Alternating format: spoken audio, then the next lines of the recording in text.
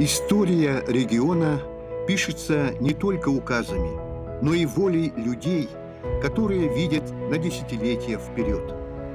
Сегодня мы вспоминаем человека, чья работа стала фундаментом современной экономики Якутии. Он не просто занимал должность, он проектировал будущее республики в ту эпоху, когда смелые идеи казались несбыточными.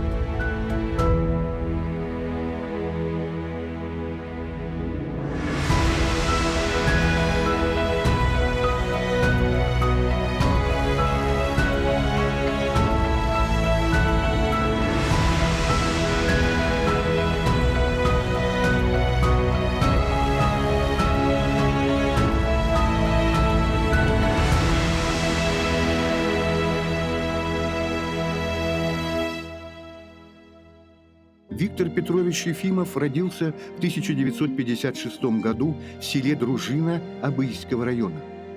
Семейное древо Ефимовых очень богато сильными и деятельными личностями. Среди них были и улусные главы, и князцы волости, и старосты наслега. Родители Виктора Петровича всю жизнь работали во благо родного северного края, Абыйского улуса.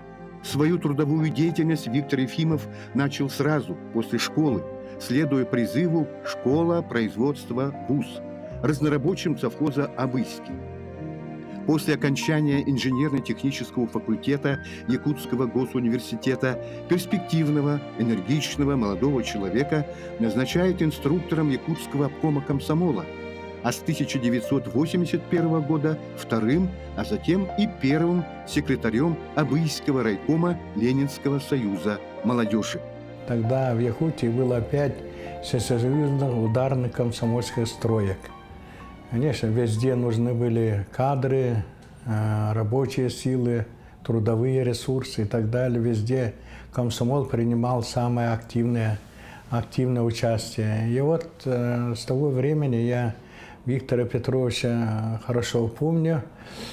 Тогда он сам уроженец Абыйского района, он тогда лидером молодежи был, членом Якутского областного комитета комсомола.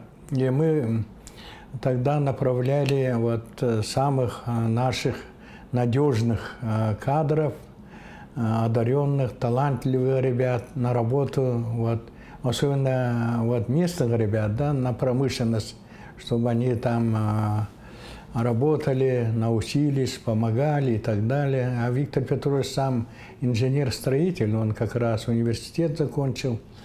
И он согласился, мы тогда его направили на работу распоряжение Нерюнгринского горкома партии. Его путь неразрывно связан с становлением Южной Якутии. Молодой комсомольский лидер решением обкома КПСС был рекомендован на должность заместителя секретаря парткома крупнейшего и передового трудового коллектива Южной Якутии «Якут-Углестрой». Он занимался формированием Южно-Якутского территориально-производственного комплекса. При его непосредственном участии была введена обогатительная фабрика, одна из крупнейших во всем Союзе. Он хорошо понимал, что за каждым добытым кубометром угля стоит будущее республики и благополучие ее жителей. Признание заслуг Виктора Петровича стало награждение знаком «Шахтерская доблесть» первой, второй и третьей степени. Комсомольцев направляли на работу. И это отряд имени Якутского комсомола Алексей Иванченко возглавлял. Виктор Петрович тогда работал в Якут-Углестрое, он как строитель. Виктор Кранченко был секретарем парткома. Это самая крупнейшая была строительная организация, которая строила в Южной Якутии все объекты, которые построены, это они строили те годы. И разрез Нерюнгринский, там все эгрессы, все, что было там, конечно, и дома, жилые кварталы. И, конечно, представляете, в глухой тайге начали строить, это тогда же ничего не было.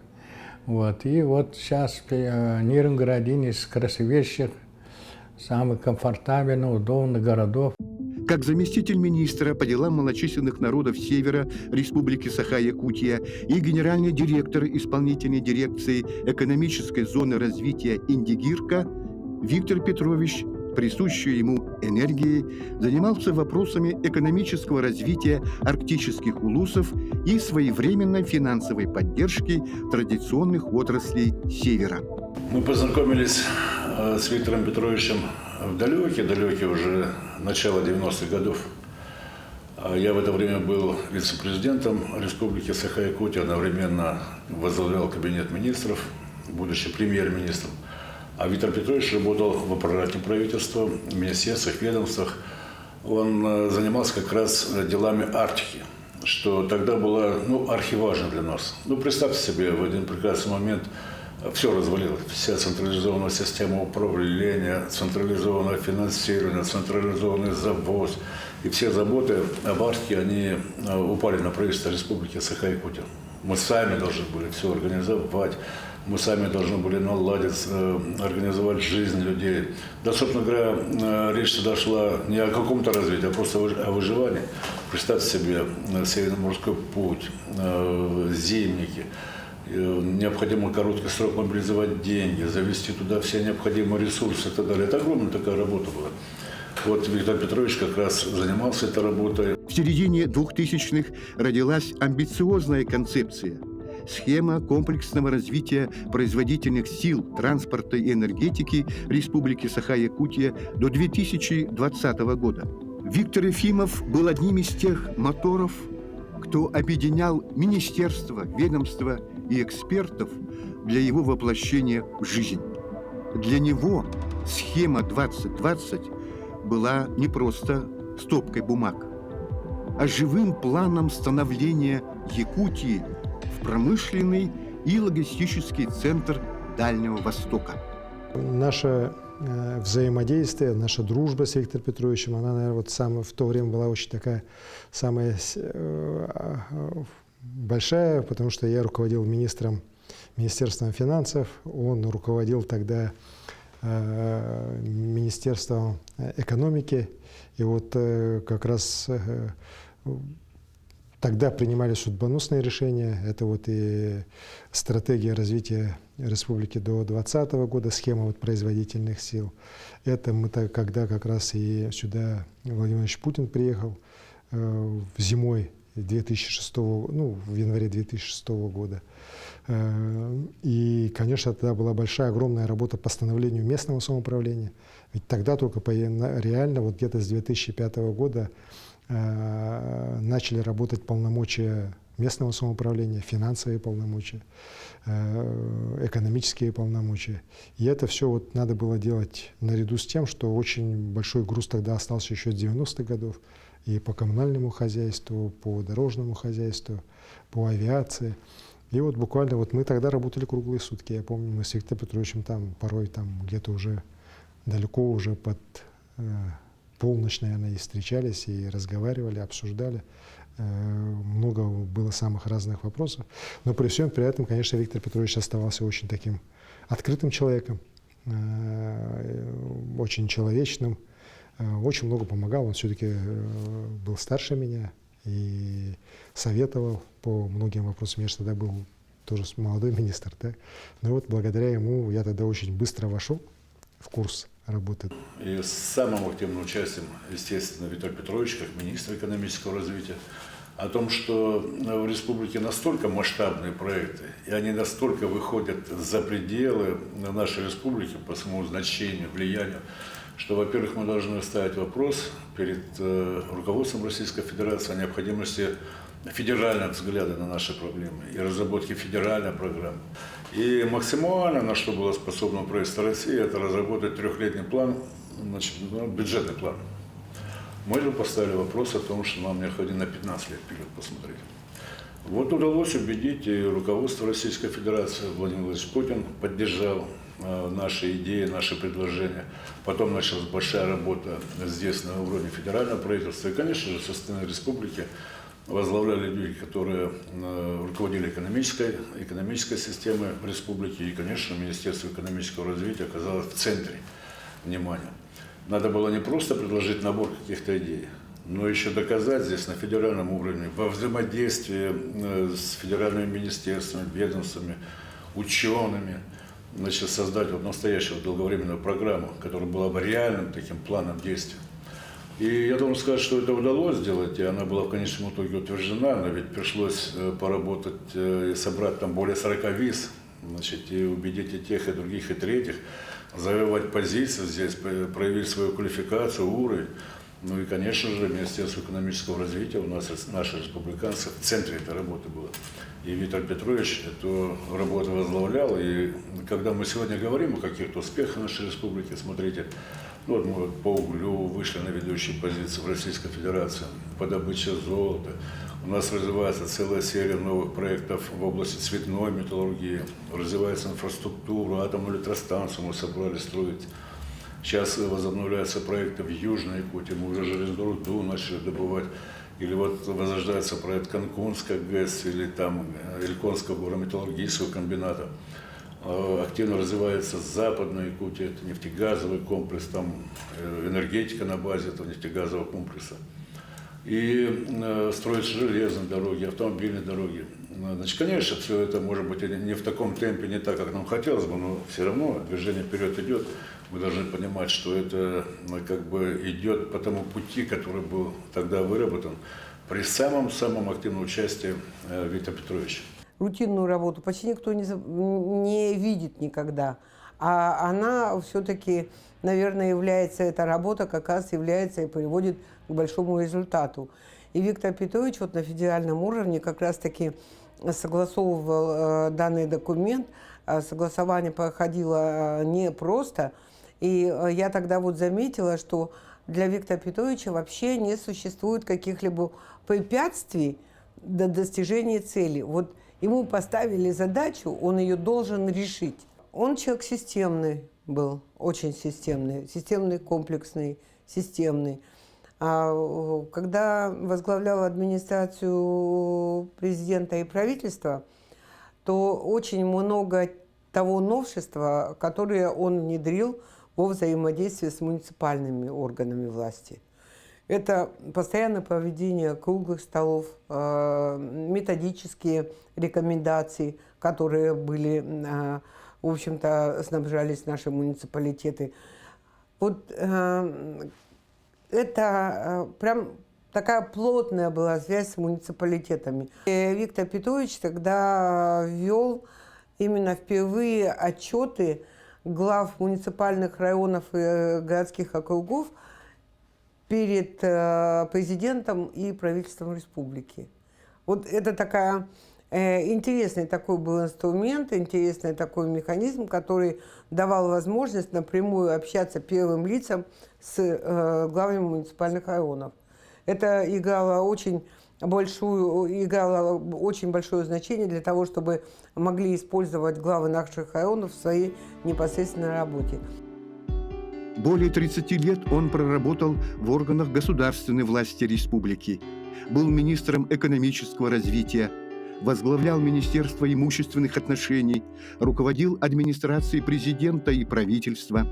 Виктор Петрович Ефимов был из тех, кто не боялся масштабных задач и умел превращать смелые идеи в работающие государственные программы.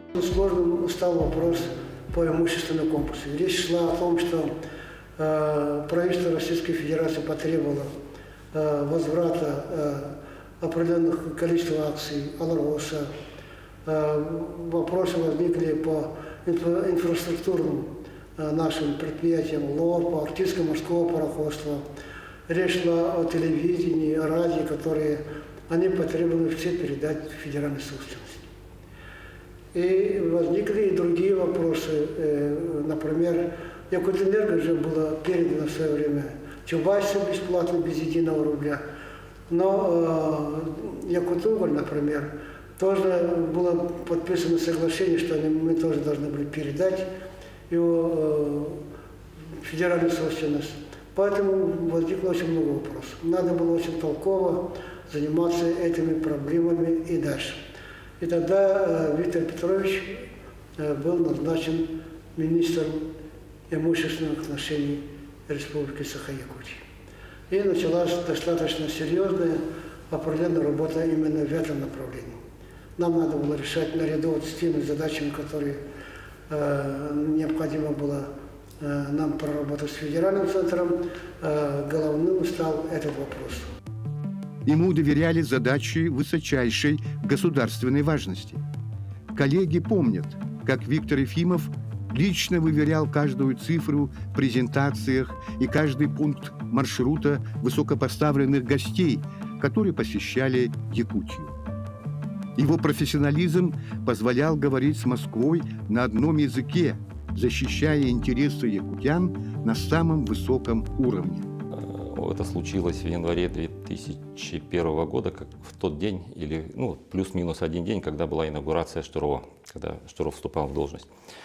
Вот. Приехало большое количество гостей, и, понятно, каждому нужно было там кого-то сопровождать. Нам с Виктором Петровичем достался заместитель министра экономического развития России. А Виктор у нас в министерстве отвечал, это как бы его, поскольку он строитель, он ближе был к инвестпроектам, к инвестиционным проектам и к развитию республики, там, к новым объектам, стройкам и так далее. Вот. В те годы денег было в бюджете республики мало, и своих денег. Инвестбюджет был очень маленький, там, в несколько раз меньше, чем сегодня. Вот. И поскольку было какое-то свободное время, которого нужно этого большого московского гостя развлекать, мы поехали показать ему, на нашей машине министерской, поехали показать ему, как строится дамба. Как раз это было после Ленского наводнения, и в городе Якутске тоже строили берегозащитные сооружения. Вот. Зима, январь, достаточно темно уже. Мы поехали, показали, гость оказался очень доволен. И на обратной дороге, когда мы ехали в город, уже мы до Сырдаха доехали, поехали в город, заглохла машина. Я позднее узнал, что это Виктор Петрович специально придумал, чтобы машина замерзла. Чтобы водитель остановился, мотор заглох, и, понятно, мы все, московские гости, он в московской одежде, минут 15 было достаточно для того, чтобы он понял, что такое якутский холод. Вот. А после этого мы решили, поскольку было время еще, мы решили заехать в Якутгазпром, тогда еще Якутгазпром существовал, и показали ему, что нужно строить третью нитку газопровода, которая ведет из месторождения до Якутска. Две нитки, которые существовали в то время, были уже изношены, их построили в 60-е годы, и нужно было начать стройку третьей нитки новой. Вот. Понятно, что после таких впечатлений вопрос о том, чтобы за счет федерального бюджета построить этот объект, решение было принято. И в тот же год началась стройка, были выделены первые деньги. 2001 год, когда у нас было, в общем-то, было серьезное наводнение в Ленске, и надо было защищать, посчитать ущерб. А ущерб был огромный, денег было в Российской Федерации, да и в регионе не так много, и поэтому было поручено Министерству экономики, конкретно Виктору Петровичу, чтобы он ехал в Минфин Российской Федерации и защищал, он же строитель по образованию, поэтому закрыть формы, посмотреть, какой объем, какой ущерб, это, в общем-то, он как рыба в воде в этом был, и поэтому вот это его первая, наверное, вот такая серьезная работа на федеральном уровне, когда он от имени субъекта защитил объемы, которые необходимы для восстановления города Ленска. Но самое главное – это умение дружить. То есть он это делал как-то само собой. То есть он всегда было приятно, когда он звал собираться у него в семье встречаться по-семейному. То есть он всегда был душой всего коллектива. И самое главное, наверное, он был очень честным, преданным в дружбе. У меня просто было два случая, которые я могу вспомнить, когда он меня поддержал вопреки всем обстоятельствам. Это было в 2007 году, когда шли выборы в Вилтумен. Я тогда уже, так скажем, был зачислен в ранг оппозиции, и Виктор Петрович был действующий член правительства, и вопреки всему, не вопреки, может, там, дружбе или чего-то, но он просто, зная правду, зная законы, поддержал меня, что позволило мне участвовать в выборах кандидатом депутата Илтумена и выиграть те выборы. А был еще один случай, ну, об этом тоже я вспоминаю, как Виктор Петрович проявил себя просто как очень такой решительный парень. Был случай, когда мы 30 августа оказались на реке Лена в тонущей лодке. Двигатель захлебнулся, вода набралась в лодку. Я пытался спереди удержать равновесие лодки, а Виктор Петрович, он, причем еще и физически же сильный был, он не растерялся, схватил мимо проплывающую пластиковую канистру, разорвал ее, всучил одну половину товарищу и сам начал вычерпывать воду из лодки. И благодаря тоже его таким решительным действиям мы тогда не потонули. В свой последний год Виктор Ефимов возглавил одну из стратегических компаний Якутии – республиканскую инвестиционную кампанию. Это был новый вызов, требующий максимальной отдачи. Он строил планы, запускал проекты, верил в успех. Когда Виктор Петрович был назначен руководителем республиканской инвестиционной компании, я работал в совете директоров, мы вместе утверждали стратегию. И даже когда Виктора Петровича не стало, мы его дело продолжили уже в республиканской инвестиционной компании. Он был у истоков становления РИКа при утверждении мирового соглашения. Мы мировое соглашение полностью исполнили. И те дела, которые он начал по добыче полезных ископаемых в Арктике, по созданию дорожного холдинга, мы эти вопросы реализовали, воплотили в жизнь. И сейчас вот компания «РИК Плюс», которую он создал в 2013 году, является, скажем, материнской компанией и является центром управления 10 дочерними обществами. В нем удивительным образом сочетались государственная твердость и простая человеческая доброта. Виктор Петрович умел слушать и слышать всех, кто к нему обращался. Он верил, что наш суровый северный край заслуживает самого лучшего. Он ушел, но, как говорят на севере, человек жив, пока о нем помнят.